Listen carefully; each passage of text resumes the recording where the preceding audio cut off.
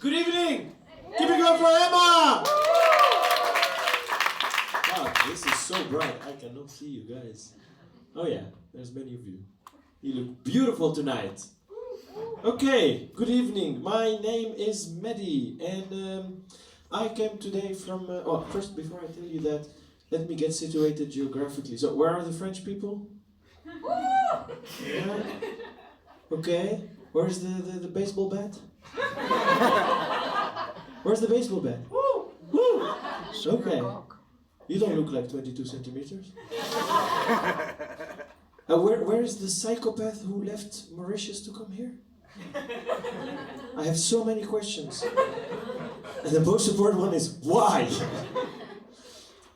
But still, welcome. Nice to meet you. So yeah, I was saying, oh yeah, my name is Maddie. I come from a very far and exotic place called Utrecht. It's a very beautiful place. But yeah, no, I live there. I don't really come from there. Would you be able to guess where I come from? Just shout. One at a time, please. Mexico, okay. Morocco. China. Sweden. Okay, China, yeah. Fair enough. Turkey, yeah. Algeria. Okay. Okay, Tunisia, yeah, okay. Good stuff, good stuff. You learn a lot about yourself. I'm always very curious to know where people think I'm from, so I always ask the question. And once I was at a show and this guy stood up, super confident, he's like, I know it, you come from Kenya. And I'm like, what made you think Kenya? I thought I was serving exotism, turns out I'm serving confusion. But no, good job. I come from Tunisia. And if you thought to yourself, what? Indonesia? This motherfucker doesn't look Asian. He looks more like the guy who delivers my packages at Post NL. Or that dude who tried to steal my phone in Barcelona once. If you thought any of those things, most probably you're a bit racist. But it's okay, you still won't get your phone back.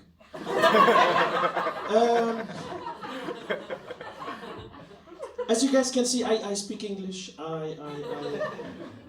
I speak Arabic, but I also speak French, which is a language that my people have acquired as part of a business transaction. France being the business, and Tunisia being the transaction. It's a colonization joke. The French person just dropped their phone. But, so yeah, I lived in France for a while. I went there to steal their jobs and their wives. But there was nothing there, that's why I'm here. That's why also the French people are here. But yeah, no, I lived in France for a while. I got used to a certain level of French pronunciation.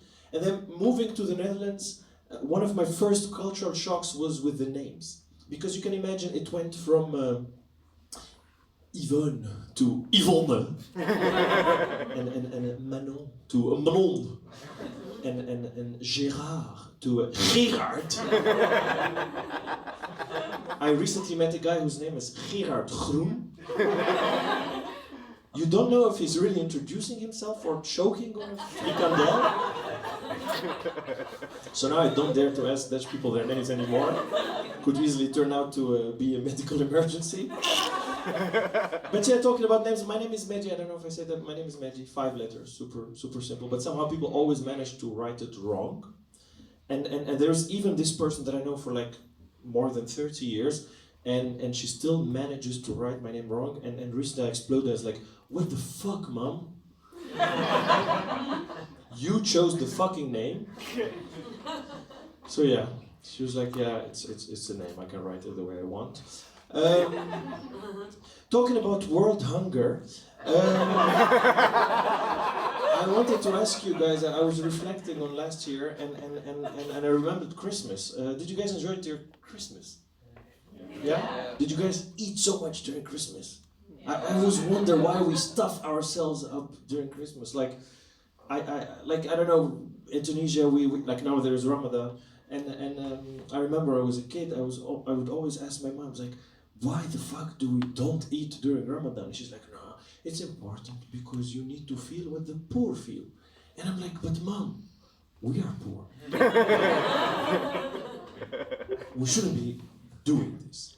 But yes, so same thing with Christmas. I always wonder why we eat so much during Christmas. So I was spending Christmas with my Dutch family-in-law, and so I asked my mother-in-law, like, why do we eat so much during Christmas? Is it to feel how rich we are?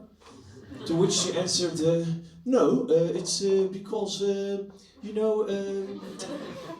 you need to eat in order to get ready for the cold winter. And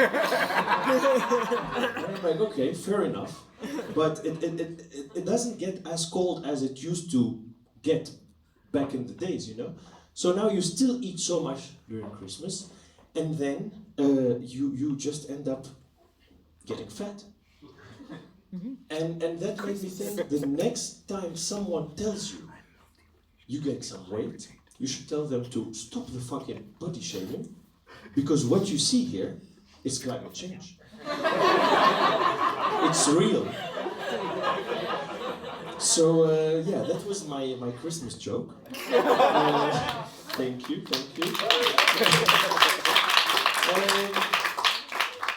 Yeah, I was saying I come from Tunisia, and I was thinking, okay, what am I going to tell them about Tunisia? There are so many things, the culture, the food, harissa. Do you guys know harissa?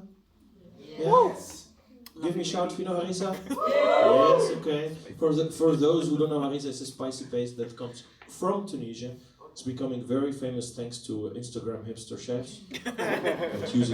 They're using it in very wrong ways, but anyways, I'm not going to start on that. But yeah, harissa, we love it so much. We're so obsessed with it. I can tell you that every Tunisian that goes traveling abroad takes like a tube. It comes in a form of tube with them, and because you never know, you can be walking the street, you might end up bumping into a Dutch stamppot. Just you can add some flavor. But yeah, no, we love harissa so much, and harissa is really a thing like. It's not just a spice, it's a personality. Sometimes you think you're ready for it, and then you end up Googling, how do I sit without using my ass? I guess what I'm trying to say is that in Tunisia, the most sold product is not harissa itself, it's hemorrhoid cream. It's like our economy runs on spice and regret. But yeah, we love harissa. A bit about me, I'm married. I am married to a very beautiful Dutch lady. Thank you. I have to say that because I'm filming the set. Recently, a colleague of mine asked me what I like the most about her, and I really had to doubt between the beauty of her eyes and the beauty of her passport. You know, the eternal moral dilemma of the immigrant, her personality or her nationality. And I have both. I also have to say that because I'm filming this set.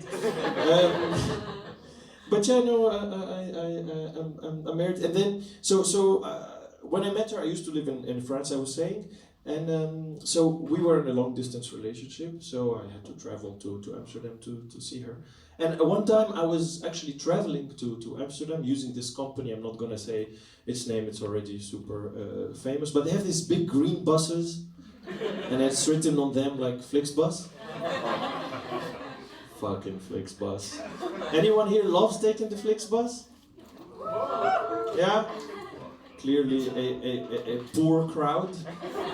You should check their tickets, Emma.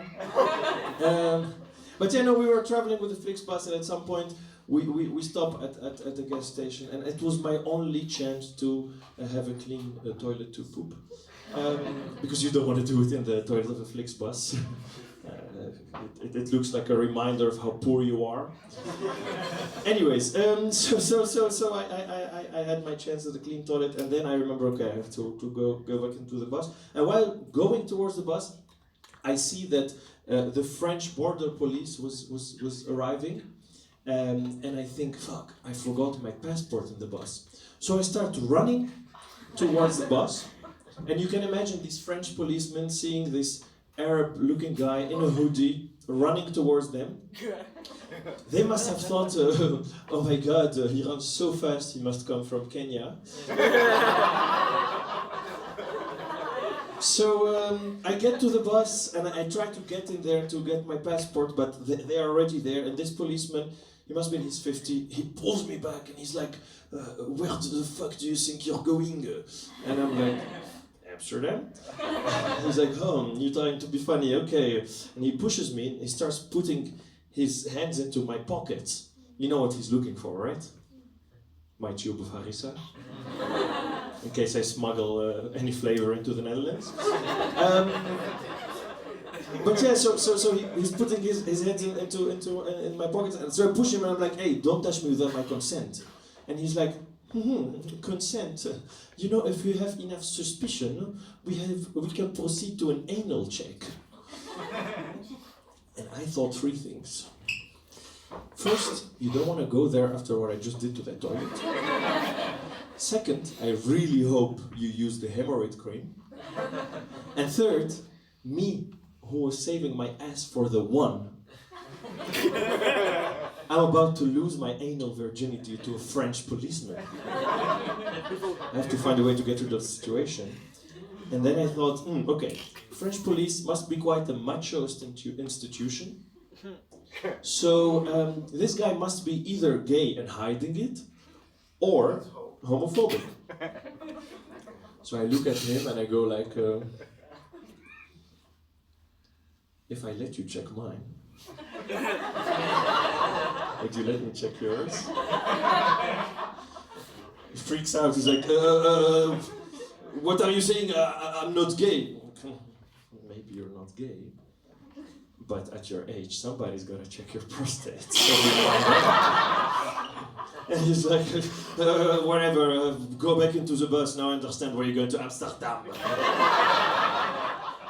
And that's how I learned that you can always find a way to beat xenophobia with homophobia.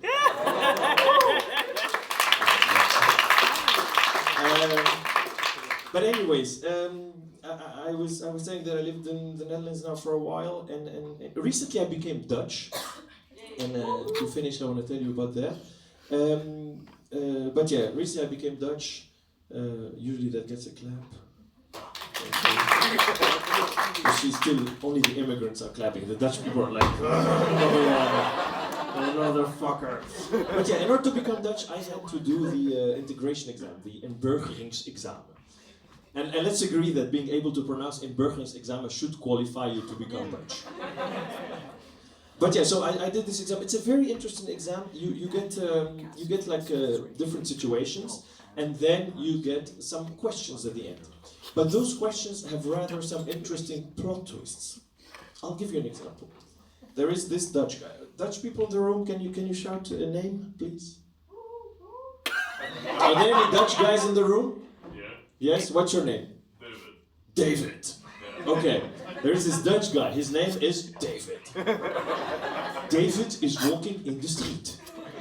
David is coming home after a long day of work.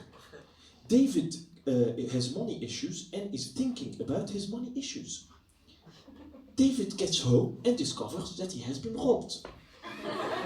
Question: what should David have for dinner? Appeltaart, frikandel, or stamppot? Then it continues. David is having frikandel for dinner.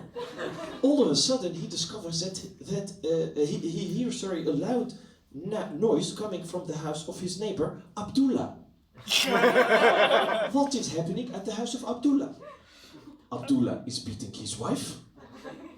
Abdullah is getting beaten by his wife. Or Abdullah and his wife are beating their children. And I'm sitting there in this exam room. All I could think of is, this must be what it means to be integrated in the Dutch society. First situation. No matter what happens, even if you've been fucking robbed, you still have dinner at 6. And as long as your neighbors are immigrants, you assume the worst, even though Fatima and Abdullah are just having loud sex. That was my time, guys. Thank you so much for listening to me.